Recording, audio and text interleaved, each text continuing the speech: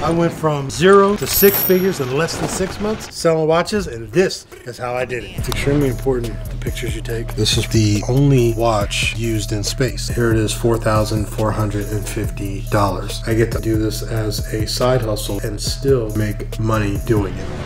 Being an avid collector, I kind of had already a clear understanding of brands, and I needed to know what the market looked like. So I spent 4 to 5 months just watching what people did. And so now, as I realized, I needed money. And so what I did was I had a collection of probably about 30, 40 watches that I had collected over the years. I picked out the ones that I never wore, that I really didn't wear that much. And I said, okay, I need seed money to start investing in this. So I took about 10 to 15 of them and I just sold them. I sold them at a discount, some at a great price, and I raised the capital I needed to start buying my first few watches.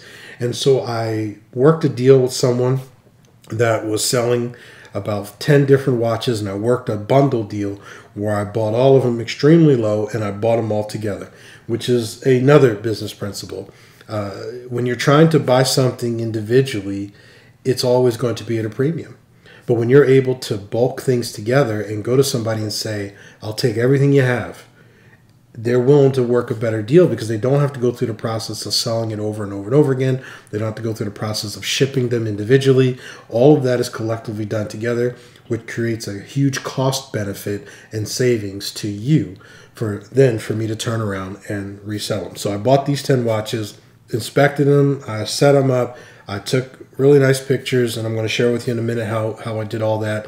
And then I put them up for sale and I sold them.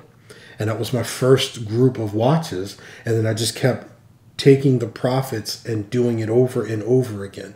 Now, one of the things, because I'm a collector, when I saw something that I wanted personally, I used the profits to build my own personal collection. And I'm going to share with you my personal collection. Once you start building and building, it only starts with the first one.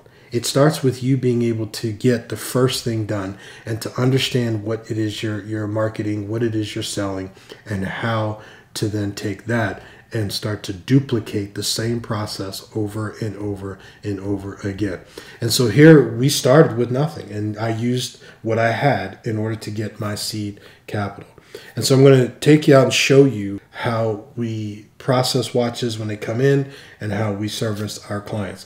But we literally took the time from the very beginning to think through the entire process and to think through what we wanted the customer experience to be like.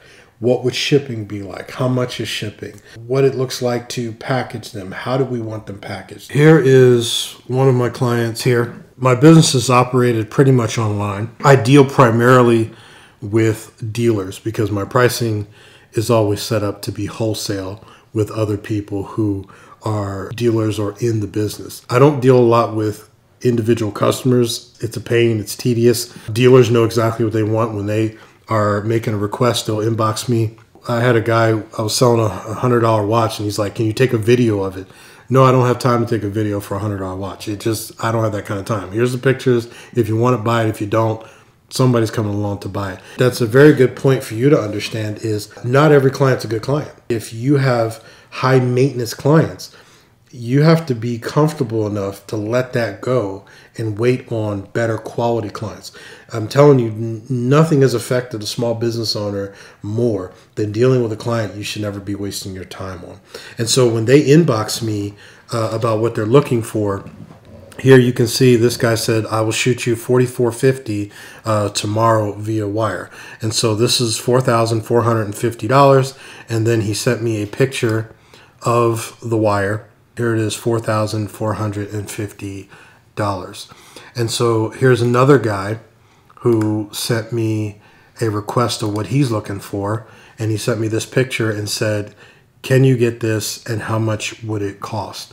And so I'll have to do some research and get back to him about what my price would be on that. This is how I've been able to keep this in a way that is not brick and mortar. It is operated out of my home. It keeps my overhead low, and it creates a huge benefit to me to be able to do this in the side time, late at night, early in the morning, whenever I have free time. I get to operate and do this as a side hustle and still be in a position to make money doing it.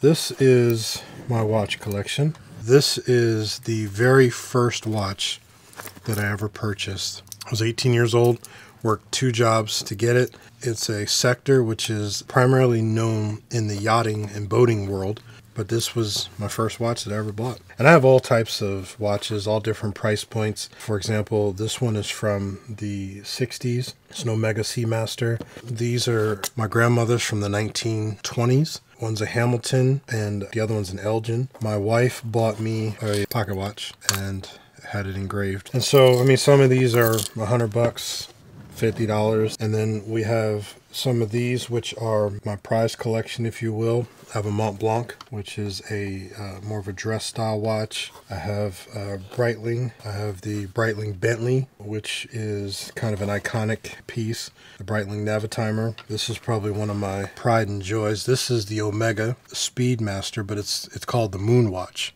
And it is the only watch used in space. Most automatic watches have a rotor. And this one does not have a rotor on it because there's no gravity in space. If you look at the back of this watch, you'll see there's a rotor.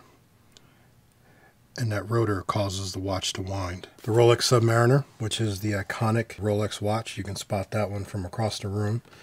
The Omega Planet Ocean. This one is the classic Rolex Datejust. It's called a Buckley. This is the Hummer of watches. I have 2 of them. They are the Casio G-Shock in an AP mod kit. So that's my watch collection. It'll begin to track the beats. It's just to give you an understanding of how it'll track and tell us if the watch is on time, off time. Wrap every watch with plastic and all of the metal parts. You always want to think through everything that you're doing. When I pull this piece of tape off, I know exactly how much this one piece of tape cost me. For free business coaching, please visit us at leadershipuncensored.org.